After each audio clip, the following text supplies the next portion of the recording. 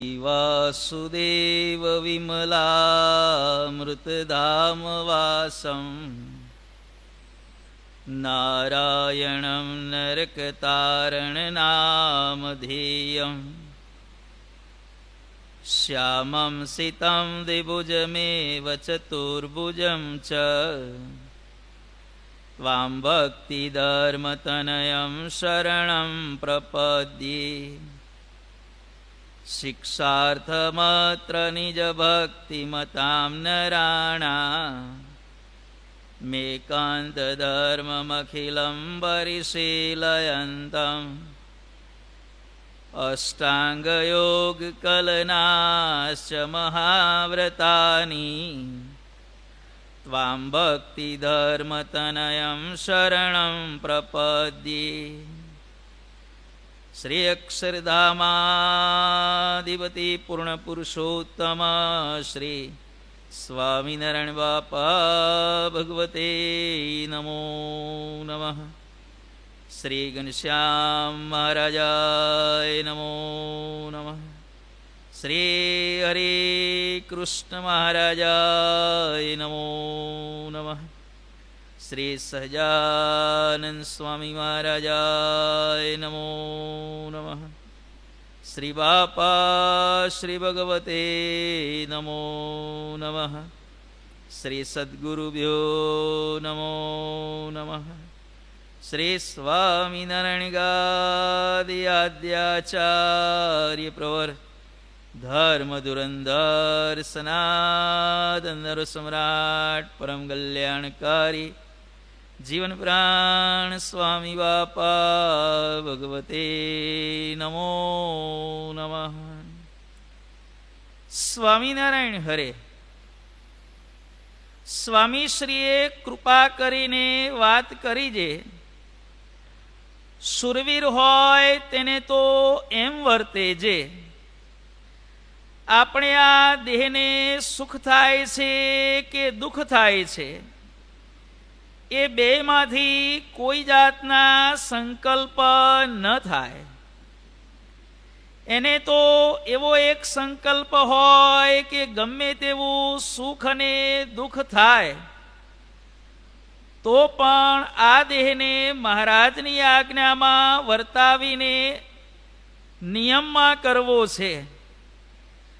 પછી તે ભક્ત ઇન્દ્રિયોને વશ કરીને ધર્મ જ્ઞાન વૈરાગ્યને દ્રઢ કરીને પંચ વિષયના સંકલ્પને ટાળીને સૂક્ષ્મ દેહનો નાશ કરીને વિષયમાં અવ્યક્ત રાગ હોય તેને ઉપશમ અને ધ્યાન વડે કરીને ટાળીને પછી લિંગ દેહના ભૂક્કા કરીને જીવને પુરુષોત્તમ રૂપ કરીને સ્વામિનારાયણ ભગવાનની સેવામાં અક્ષરધામમાં જઈને રહે પણ કોઈ માન મોટપમાં બંધાય નહીં અને તેનો રોક્યો રોકાય નહીં। એવો જે ભક્ત હોય તેને એકાંતિક ભક્ત જાણવો અને સુરવીરને એમ સુરવીરને ઓળખવો। એક દિવસ સ્વામીશ્રીએ અતિ દયાએ કરીને પોતાની મેળે વાત કરી જે જીવને મોક્ષને માર્ગે ચાલવામાં હજારો વિઘ્ન છે માટે નિર્વિઘ્ન મોક્ષ થાવો એ બહુ જ કઠણ છે।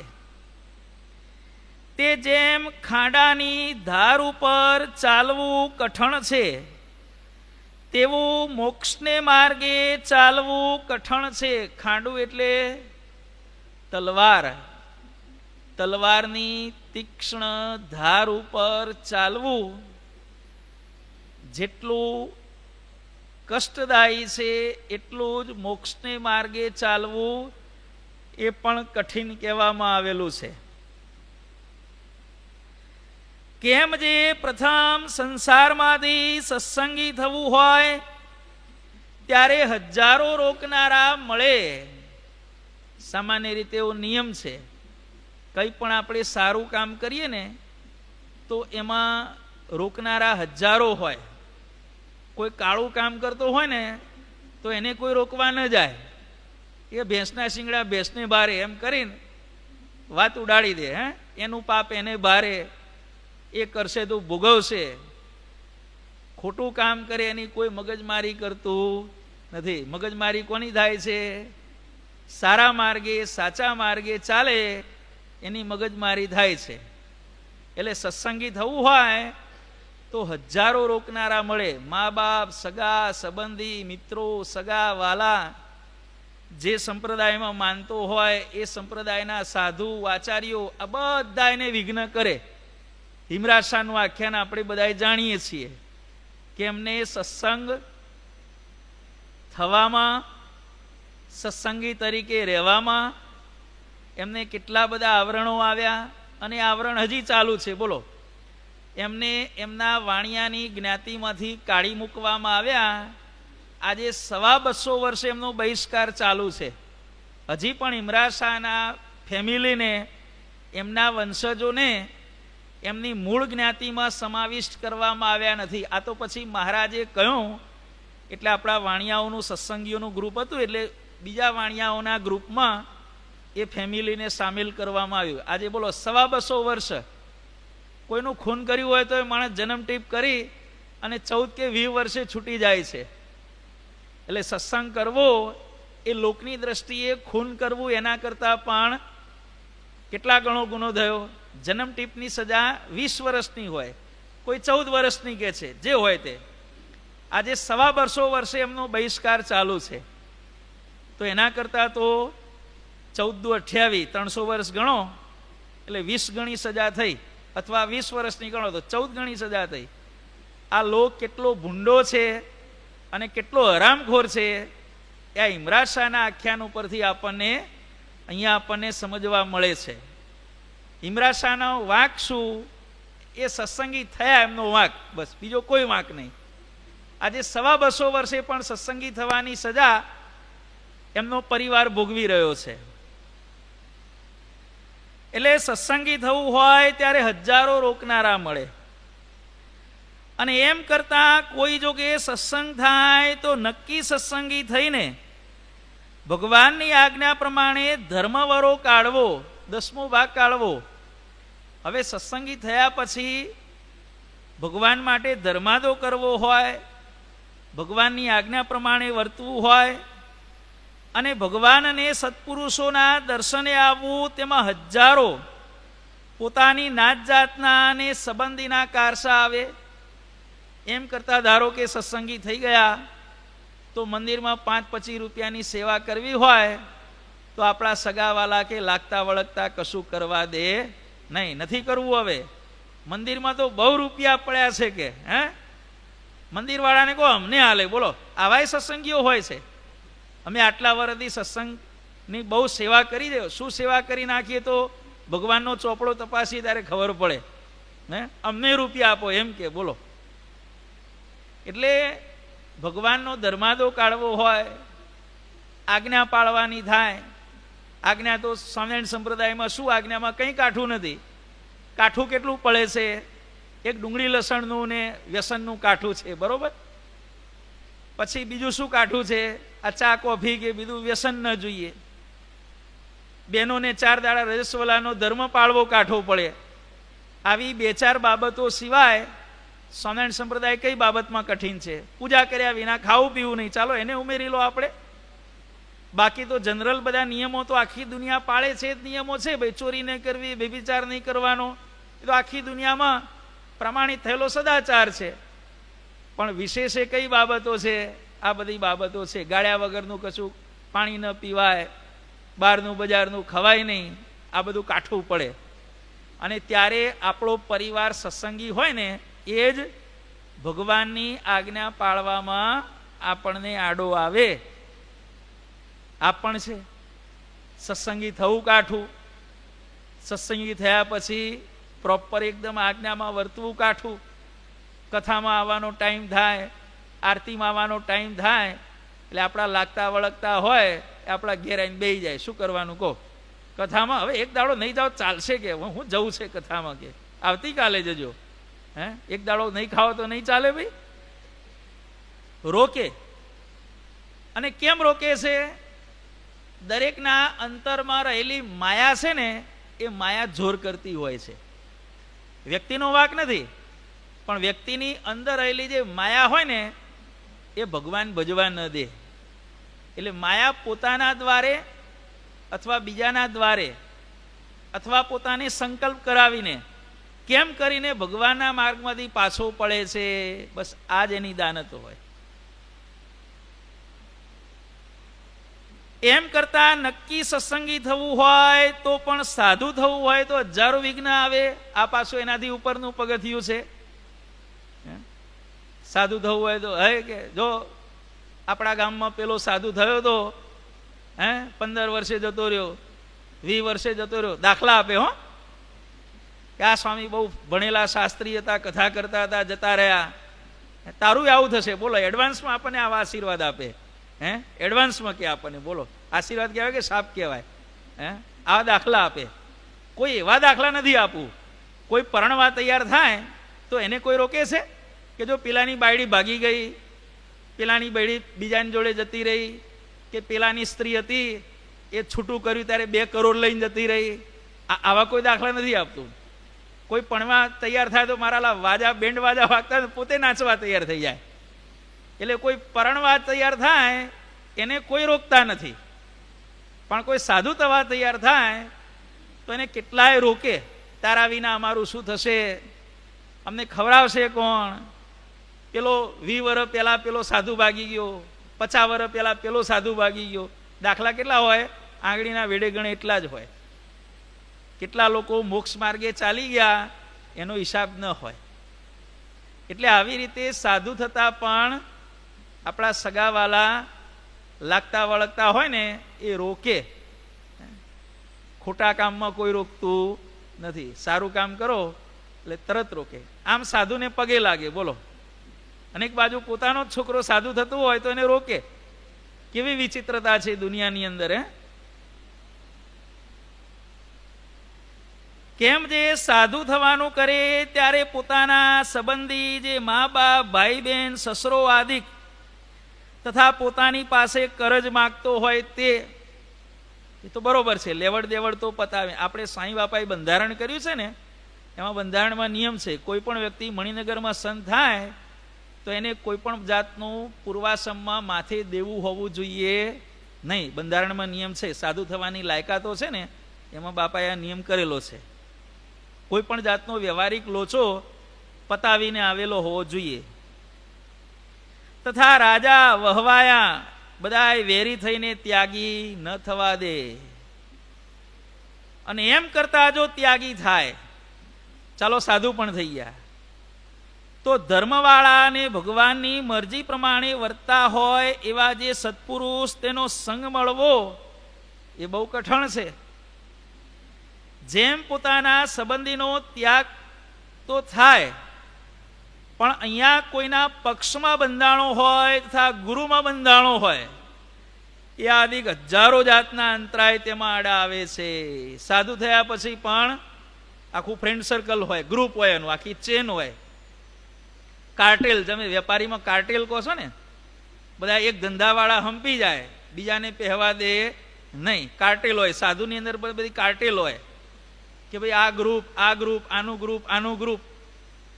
અને પછી જે ગ્રુપમાં બંધાણા એ ખોટું હોય તો પણ એને છોડી શકાય નહીં.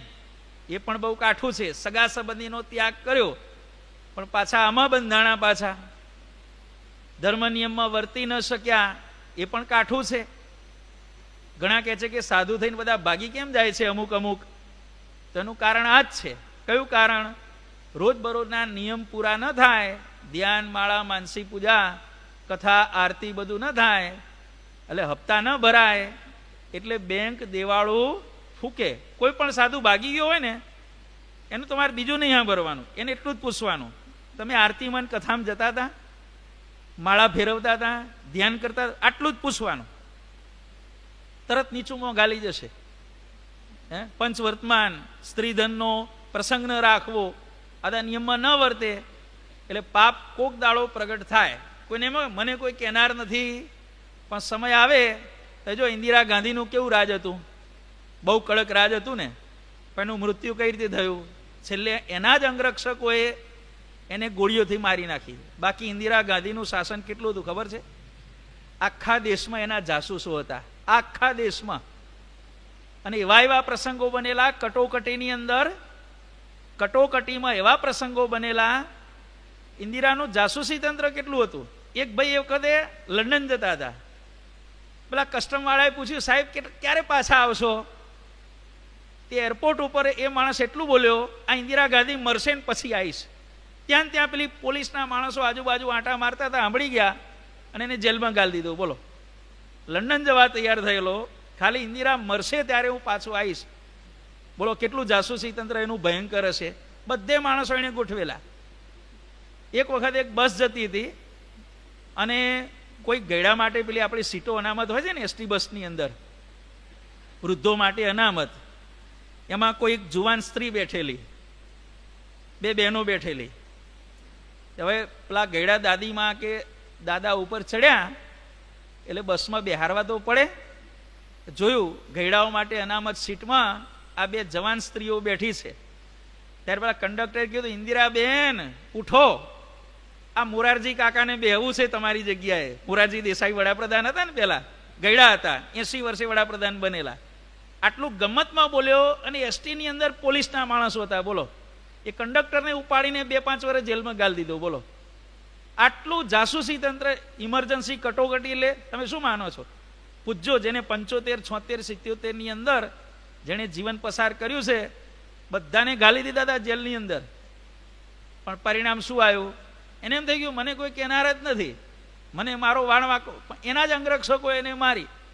બધી જગ્યાએ જુઓ તમે. એટલે જ્યારે સમય આવે ને ત્યારે દરેકનો વારો તો આવે જ છે. આપણે જોઈએ છીએ દરેક ઠેકાણે. કોઈનો મોડો વહેલો થાય, સમયમાં ફેરફાર થાય, પણ વારો તો દરેકનો આવે. એટલે સાધુ થઈને ધર્મ નિયમમાં વર્તવું એ કામ કાઠું છે. અને કોઈના પક્ષમાં ન બંધાવવું. સાધુ થઈને એક જ જે શિખામણ આપવામાં આવે, એક જ શિખામણ, આપણે સાંઈ બાપાના પક્ષમાં રહેવાનું. ઘણા કે પેઢી બદલો થાય ત્યારે સામાન્ય 2 ગ્રુપ પડી જાય. એક ગ્રુપ આચાર્યની ફેવરમાં હોય, નવા આવેલા આચાર્યની ફેવરમાં. એક ગ્રુપ નવા આચાર્યની વિરુદ્ધમાં હોય. તો આપણે કોના ગ્રુપમાં રહેવાનું? બેમાંથી એકમાં નહીં રહેવાનું. આચાર્યની ફેવરમાં હોય એના પક્ષમાં નહીં રહેવાનું, આચાર્યની વિરુદ્ધમાં હોય એના પક્ષમાં નહીં રહેવાનું. આપણે આ સ્વામિનારાયણ ભગવાન બાપાશ્રી સાંઈ બાપાને મણિનગર ધામના પક્ષમાં રહેવાનું. ફેવરવાળાની ફેવરમાં નહીં અને વિરુદ્ધવાળાની પણ ફેવરમાં નહીં. આપણે કોના ભક્ત છીએ? સ્વામિનારાયણ ભગવાનના. કોના શિષ્ય છીએ? સાંઈ બાપાના. બસ સ્વામિનારાયણ ભગવાન સાંઈ બાપાના પક્ષમાં રહેવાનું. બાકી કોઈ ગ્રુપના થઈને આપણે રહેવાનું નહીં. ગ્રુપના થાવ એમાં પછી જ્યારે વ્યક્તિગત સ્વાર્થની બાબત આવે ને ત્યારે ફેવરવાળા હોય કે વિરુદ્ધવાળા હોય, બધા સિદ્ધાંતો મૂકી દેતા હોય છે. એટલે ભગવાનના પક્ષમાં આપણે રહેવાનું. કોઈ કહે તમે કોના પક્ષમાં છો? આચાર્યની ફેવરમાં છો કે વિરુદ્ધમાં છો? હું કોઈની પક્ષમાં નથી, હું આ સ્વામિનારાયણ ગાદી સંસ્થાના પક્ષમાં છું. બોલો તમારે શું કહેવું છે?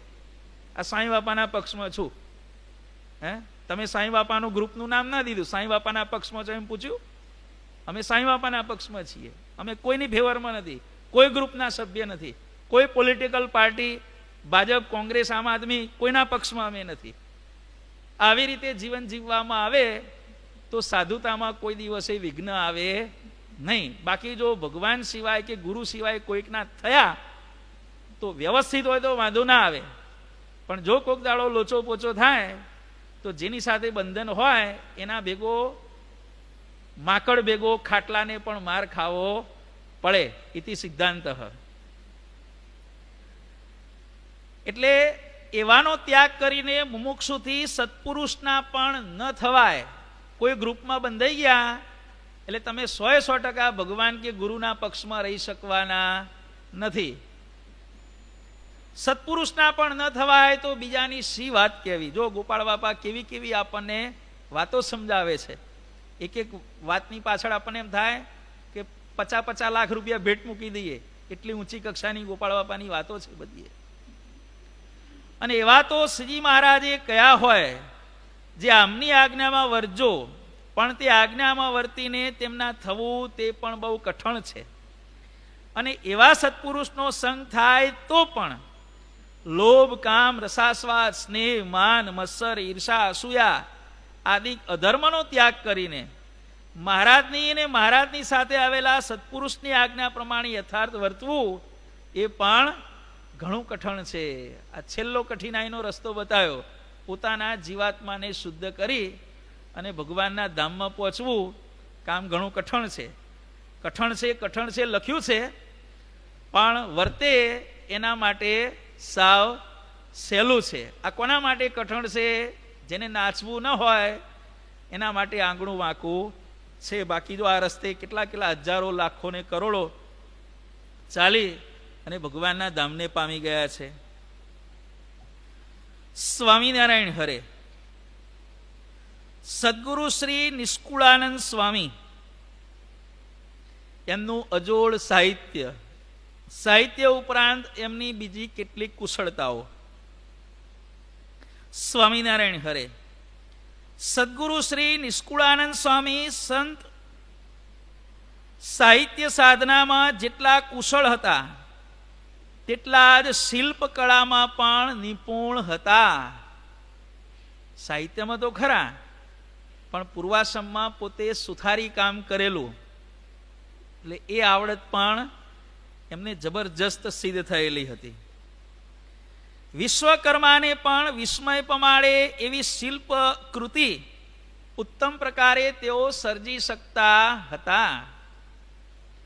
મુમુક્ષુને મોક્ષને માર્ગે ચલાવવા માટે સ્વામિનારાયણ ભગવાને મંદિરોના નિર્માણના મહાયજ્ઞમાં આ સંતે ઘણો મહત્વનો ફાળો આપ્યો છે. ધોલેરાના મંદિરમાં કડિયા કામ, સુથારી કામ, સલાટ કામ બધું સ્વામીએ જાતે જ કરેલું છે. ધોલેરાનું મંદિર છે ને, એમાં ઘણું બધું કામ સ્વામીએ જાતે કરેલું છે. ગઢપુરમાં શ્રીજી મહારાજને રહેવા માટેની અક્ષરોળી પણ નિષ્કુળાનંદ સ્વામીએ બનાવી હતી.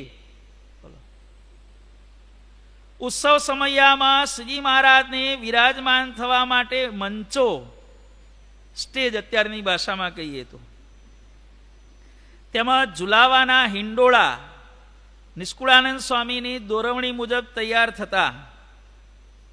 અકલ્પ્ય એવો વડતાલનો 12 બારણાનો હિંડોળો આજે પણ છે. સ્વામીની 2 નમૂન કૃતિ હતી. 12 બારણાના હિંડોળામાં ભગવાને 12 સ્વરૂપે દર્શન આપ્યા. અને કોપી નહીં હો, 12 બારણાના હિંડોળામાં ભગવાને 12 સ્વરૂપે દર્શન આપ્યા. તો મસ્તકના વાઘા જુદા, કોઈક સ્વરૂપે મુગટ ધારણ કર્યો હોય, આ સ્વરૂપે ટોપી ધારણ કરી હોય, કોઈ મૂળિયું ધારણ કર્યું હોય, કોઈ શાસ્ત્રી પાક ધારણ કરી હોય. 12 વાઘા જુદા, કોઈએ સોનેરી વાઘા, કોઈએ ગુલાબી વાઘા. એક જ ઈંડોળાની અંદર આખો ગોળ ઈંડોળો બનાવેલો અને એમાં 12 દરવાજા કરેલા. અને 12 દરવાજામાં ભગવાને ભિન્ન ભિન્ન સ્વરૂપે દર્શન આપેલા. આ 12 બારણાનો હિંડોળો.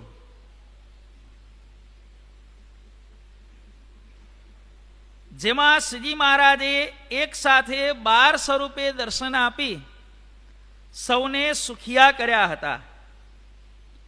આટલી બધી આવડતો હોવા છતાં સ્વામી માન મોટાઈથી હંમેશા અલિપ્ત રહેતા. સ્વામીને નિસ્પૃહી અને દ્રઢ વૈરાગ્યવાન સંત જાણી આદર્શ વહીવટનું ઉદાહરણ પૂરું પાડવા માટે શ્રીજી મહારાજે તેમને ગઢડાના મહંત બનાવવાનો વિચાર કર્યો. આવા વિતરાગી સંત હોય એને મહંત બનાવીએ તો વહીવટ એકદમ સારો ચાલે.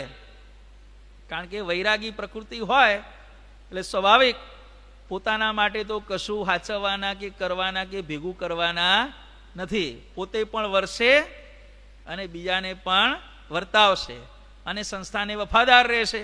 આવા સંત હોય જેને કોઈ જાતની લાલચ જ ન હોય, માન મોટાઈની પડી ન હોય, તો એને વફાદારીમાં એમાં કોઈ દાડો શંકા જ ન હોય. સ્વામીને આ વાતની જાણ થતાં તેઓ સવારે વહેલા ઉઠી અને બાજુમાં આવેલા ગઢાળી ગામમાં જતા રહ્યા. સવારે મહંતઈ આપણે સોંપીશું આવી ચર્ચા ચાલી. સ્વામીને ખબર પડી, એક સંતને સાથે લઈ અને બાજુના ગામમાં જતા રહ્યા. સવારે હોદાહોદ ક્યાં ગયા ક્યાં ગઢાળી જવાનું કહેતા હતા. પાછા બોલાયા, કેમ સ્વામી ગઢાળી જતા રહ્યા?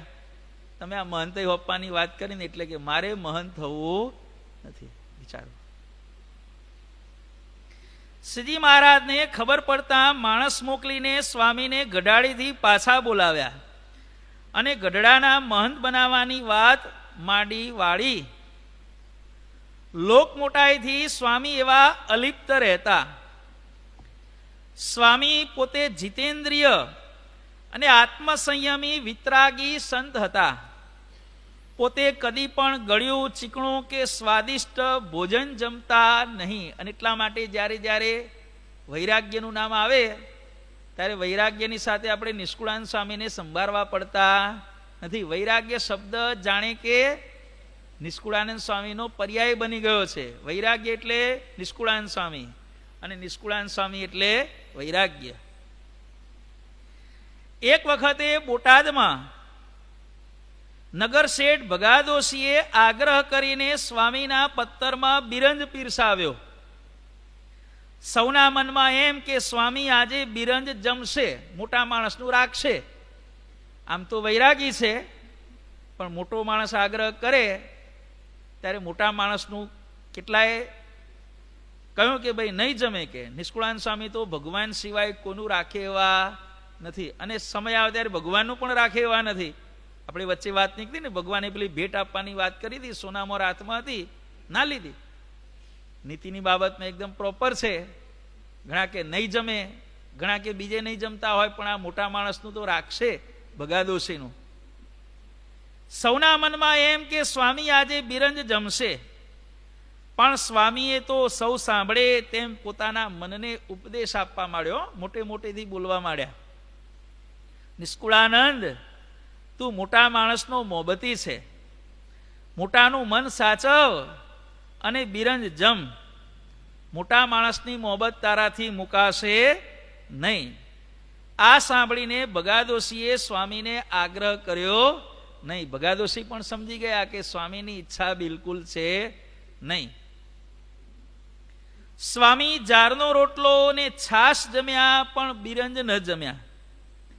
આવા એ દ્રઢ વ્રતધારી હતા. પછી સ્વામીએ ભિક્ષા માગી લાવીને જમવું એવો નિયમ રાખ્યો અને દેહ પર્યંત એ નિયમ પાળ્યો હતો. સ્વામી આટલા વૈરાગી, અન્યની શિક્ષાને અર્થે પોતે આટલા દ્રઢ વૈરાગ્યમાં પોતે વર્તા હતા. એક વખતે અંગ્રેજ સરકારના એક અધિકારી જનુની જીવો રે ગોપીચંદની એક કીર્તનથી પ્રભાવિત થઈ એમને રચનાર સદગુરુ શ્રી નિષ્કુળાનંદ સ્વામીના દર્શને ધોલેરા મંદિરમાં આવ્યા. તે વખતે સ્વામી પથ્થર ઘડતા હતા. સ્વામીની ઉંમર કેટલી હતી? બહુ જ મોટી ઉંમર હતી. અને રજ તેમના મોં ઉપર અને શરીર ઉપર ઉડી હતી. પછી ભૂમિયાએ એ અધિકારીને પથ્થર ઘડતા આ સ્વામીને બતાવ્યા. અધિકારીને મનમાં કંઈક તર્ક થયો. ત્યારે સ્વામીએ સહેજ મર્મ કર્યો કે મણી તો સામે છે, પણ રજે ભર્યો હોવાથી પરખાતો નથી. પોતાના મનોભાવનો આવો પ્રત્યુત્તર સાંભળીને અધિકારી અહોભાવ સાથે સ્વામીના ચરણોમાં નમી પડ્યા અને ગુણ આવ્યો કે આવા મોટા સંત કવિ 80 વર્ષની ઉંમરે પણ આવું મહેનતનું કામ કરે છે. આ વાત થોડીક બીજી રીતે અક્ષરાન સ્વામીની વાતોમાં પણ લખાયેલી છે કે જનુની જીવો રે ગોપીચંદની પુત્રને પ્રેર્યો વૈરાગ્યજી, રાજસાજ પરહરી વેગે ચાલ્યા વનજી. આખું બહુ સુંદર કીર્તન છે. સ્વામીની પાસે આવ્યા. સ્વામી એ વખતે ધોલેરા મંદિરનો ચોક વાળતા હતા સાવરણાથી. ઉંમર કેટલી હતી? 80-82 વર્ષની સ્વામીની ઉંમર હતી અને મંદિરનો ચોક વાળતા હતા. એટલે પેલા અધિકારીએ સ્વામીને પૂછ્યું કે સ્વામી, હા બોલો ભાઈ, શું કામ છે? જય સ્વામિનારાયણ. હા જય સ્વામિનારાયણ. શું કામ છે બોલો? તો કે અમારે નિષ્કુળાન સ્વામીને મળવું છે. કે નિષ્કુળાન સ્વામીને મળવું છે? હા. કે ક્યાં છે? તો કે તમે સભા મંડપમાં જાઓ, નિષ્કુળાન સ્વામી હમણાં આવે છે. કે એટલે પેલાને એમ કે ભાઈ આ સ્વામી નિષ્કુળાન સ્વામીને કહે છે સ્વામી આવશે.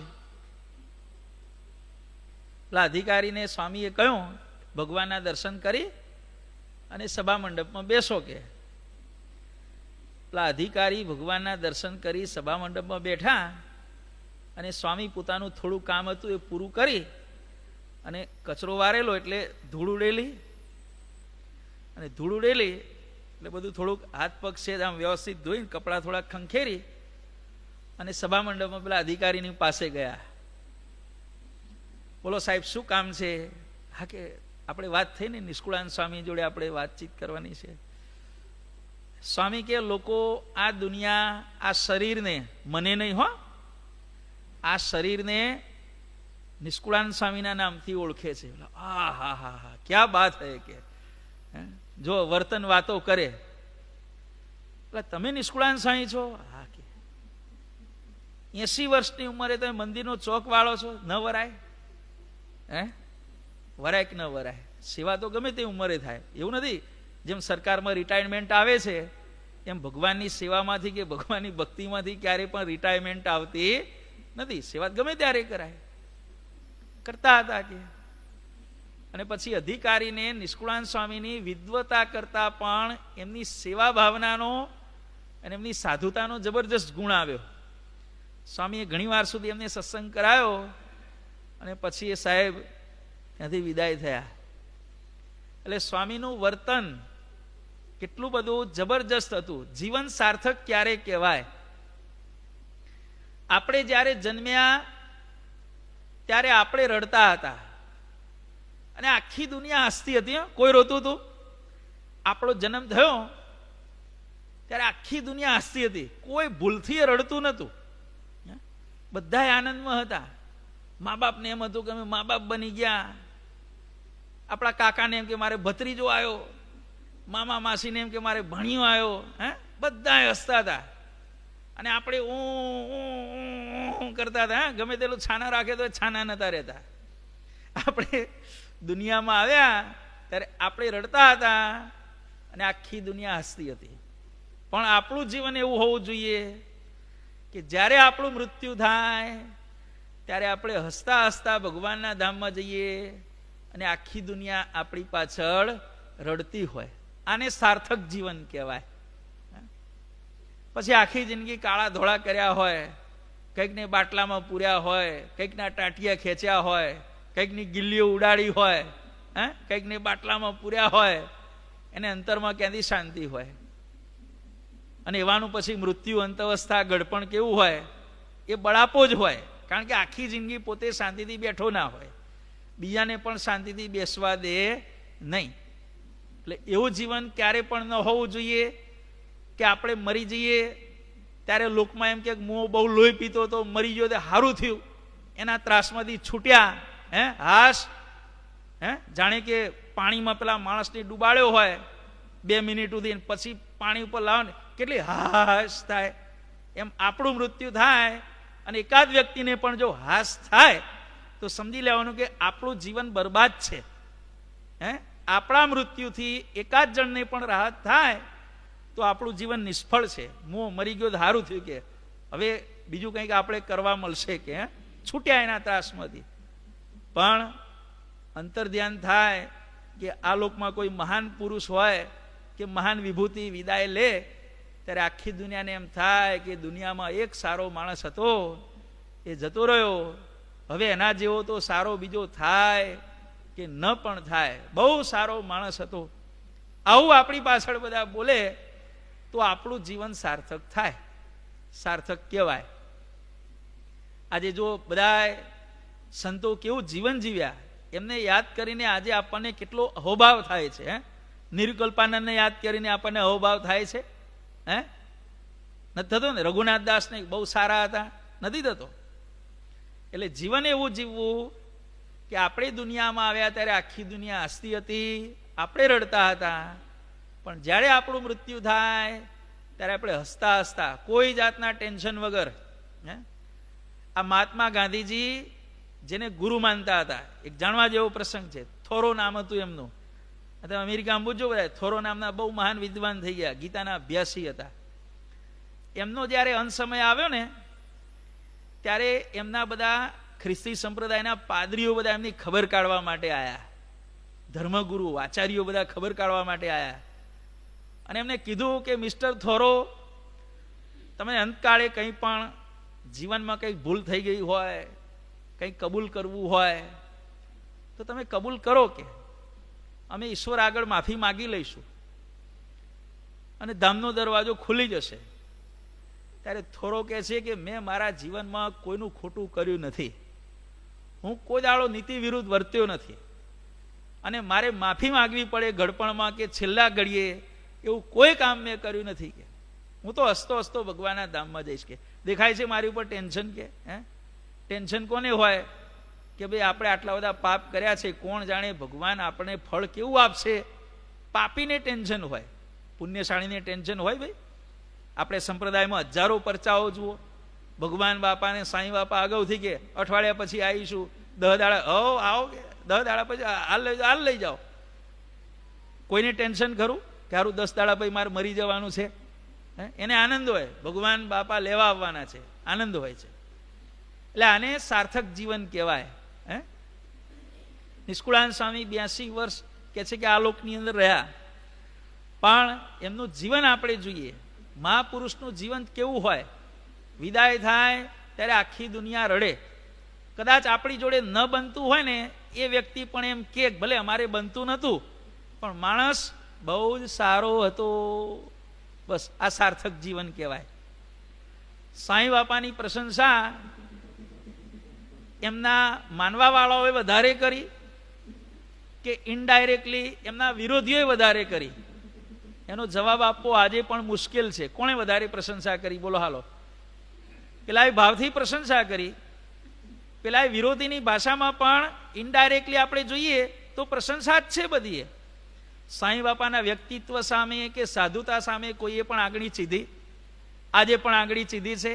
આને સાર્થક જીવન કહેવાય. નિષ્કુળાનંદ સ્વામીએ આવું સાર્થક જીવન જીવ્યા. હજારો નંદ પદવીના સંતો, જો આ તો નિષ્કુળાનંદ સ્વામીનું ખાલી ઉદાહરણ છે. બ્રહ્માનંદ સ્વામી, આપણા ગોપાળ બાપા, નિત્યાનંદ સ્વામી, મુક્તાનંદ સ્વામી, સ્વરૂપાનંદ સ્વામી, આત્માનંદ સ્વામી, કેટલાના આપણે નામ દેવા, ગુણાતીતાનંદ સ્વામી, બધાની સાધુતા તમે જુઓ તો એક નંબરની સાધુતા. આવો સ્વામીની વાણીનો જબરજસ્ત પ્રભાવ હતો. અને શ્રીજી મહારાજ અંતર્ધ્યાન થયા પછી 18 વર્ષે 1904માં ભૌતિક દેહનો ત્યાગ કરી અને શ્રીજી મહારાજની મૂર્તિના સુખે સુખ્યા સ્વામી થયા હતા. આ સંતવરીએ ભૂમિ ઉપર 82 વર્ષ દેહ રાખ્યો. લૌકિક રીતે એમની આયુષ્ય 82 વર્ષની હતી. તેજસ્વી અને સૌમ્ય હતા. વદન ઉપર ત્યાગ વૈરાગ્યની આભા ઝળહળતી હતી. આવા મહામુક્તને એમના ચરણોમાં કોટી કોટી વંદન. બોલો અક્ષરધામના અધિપતિ સ્વામિનારાયણ.